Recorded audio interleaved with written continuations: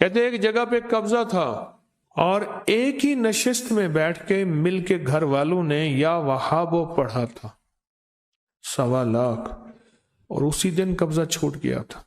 8 روٹیاں بنائیں، 1.25 کلو گوشت پکایا، 7 بندوں نے پڑھنا ہے اور 8 روٹیاں بنانی ہیں اور 1.25 کلو گوشت پکانا ہے، اور 8 کوری پیالیوں میں یہ سالن ڈالنا ہے، 1 روٹی اور 1 پیالی کتے کو، اور باقی روٹی اور پیالیاں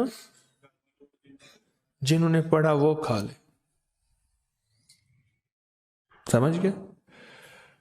1.25 لاکھ دفعہ یا وہاں، بندے کتنے؟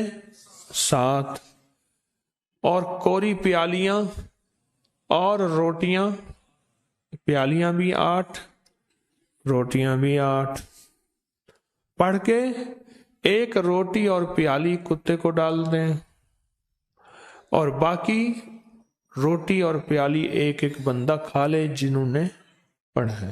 اسی دن قبضہ چھوٹ گیا، اور جس کے دل پہ، جس کے من پہ نفس اور شیطان کا قبضہ وہ بھی چھوٹ گیا۔ جس کی زبان پہ گالیوں کا قبضہ ہے اور وہ ذکر اور قرآن کا قبضہ چاہتا ہے، اس کے لیے بھی تیر ایسا ہے جو نشانے پہ بیٹھے گا۔ اور جس کے من پہ قبضہ ہے کہ عبادت تسبیح اللہ کا قرب نہیں پاتا، جی چاہتا بھی ہے تو قریب نہیں جا سکتا، تہجد نماز تسبیح فجر کے لیے نہیں اٹھ سکتا، یہ قبضہ توڑنے کے لیے بھی بالکل یہی عمل اور یہی ترتیب اور یہی ترکیب ہے۔